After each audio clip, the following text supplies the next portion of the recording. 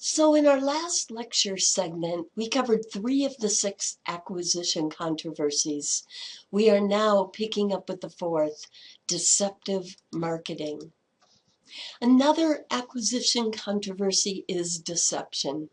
So ethical issues related to advertising focus on the accuracy of information and the potential misuse of persuasion techniques. But what is acceptable puffery and what is deception? Now, puffery may still be of questionable ethics, but it is legal. Deception is not. Accuracy issues are generally decided by what is called a reasonable person standard. But even reasonable person is an ambiguous concept, right? Thus, the reasonable person standard is often decided based on the subjective or objective nature of the claims. Here's one example. A toothpaste ad stating that brand A is the best is considered an acceptable form of advertising puffery because it is a subjective statement, right? And a reasonable person generally understands that there's no credible way to determine what best means. In other words, of what? Of all toothpastes or of a certain group of them or what? Let alone what best refers to. Is it cavity protection or cleaning your tile grout? Right? This is a subjective statement. This would be considered advertising puffery acceptable. On the other hand, a toothpaste ad stating that the brand is endorsed by the American Dental Association is an objective statement. It's an objective statement of fact. That easily includes verifiable information. This statement, if false, could easily be proven to be deception. So sometimes by using subjective claims, advertisers can walk that fuzzy legal line. However, even objective and subjective can be hard to tease apart, right? What about a claim that a brand provides more cavity protection than any other toothpaste? Is this permissible puffery, or is it false or misleading? The answer depends on how a reasonable person would likely interpret that ad. Does he or she believe there is a scientific way to measure the degree of cavity protection and that the maker of the brand has conducted a scientific study of all brands of toothpaste on the market and that the study proved the ad's claim? It is clear that determining how most reasonable consumers are likely to interpret an ad is a complex undertaking, to say the least. Therefore, it is generally decided on a case-by-case basis when such a case is legally pursued. So again, when we get down to the nitty-gritty here, it is decided generally on a case-by-case basis. Manipulative and/or misleading labeling is one of the most common ethical issues in advertising. As an example, listing smaller sample sizes enables marketers to reduce the reported calories, fat, sugar, carbs, etc., right?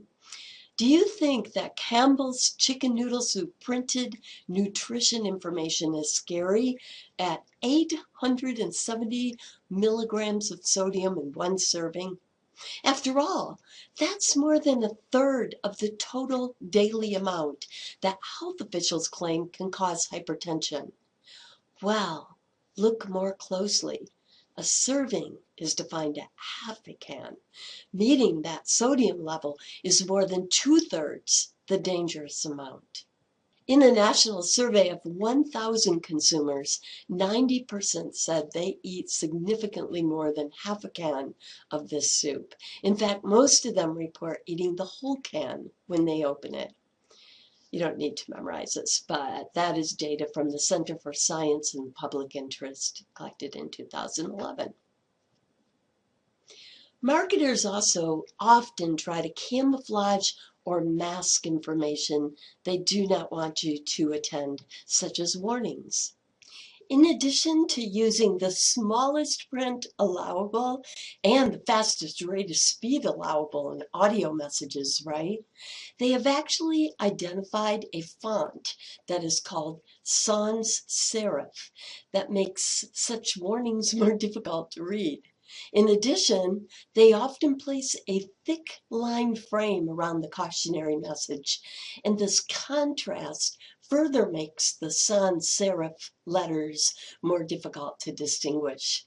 So the name of that font is sans serif, and it's spelled S-A-N-S, and the second word is S-E-R-I-F. We'll look at many other misleading label examples throughout the remainder of this course. Marketers increasingly use techniques that intentionally blur the line between figure and background. This is called figure ground blurring, making it difficult for consumers to clearly distinguish between what is advertising and what is legitimate content.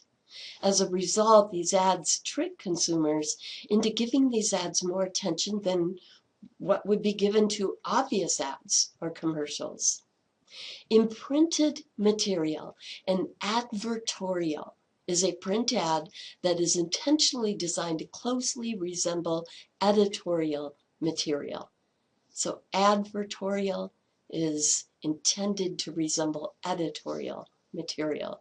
You see this in a lot of online articles, for example, when you think that you're reading part of the article and then you realize, wait, I'm reading an ad in the middle of it, right? In broadcast media, infomercials are 30-minute or even longer video commercials that are intentionally designed to appear to be documentaries. Masked emails are emails that are disguised as urgent emails or personal thank yous or other personal communications, often appearing to be from someone the consumer knows. So when Yahoo released its 2014 upgrade, what appears to be an email at the top of the list is really an ad. If you look here, you can see that on this email list of this person's email box, this top email, TripAdvisor, really is an email that they haven't opened yet. It is an ad. It is not a masked ad, right? It is clearly an ad. You can tell just from looking at the title and the subject heading here. Hey, but up above this looks just like it. It looks like an email that is in bold print, in other words, has not yet been opened, and it is in fact a dermatology ad. Hey, that is a masked email. So this tricked most all of Yahoo's clients into opening the ad when the Yahoo upgrade first came out, and some continue to open them by mistake. Some companies hire individuals or assign their employees to pose as shoppers and post fake positive reviews on review sites. In other words, they employ fake shoppers. And if that is not ugly enough, some assign them to post negative reviews regarding competitors' products, negative fake reviews.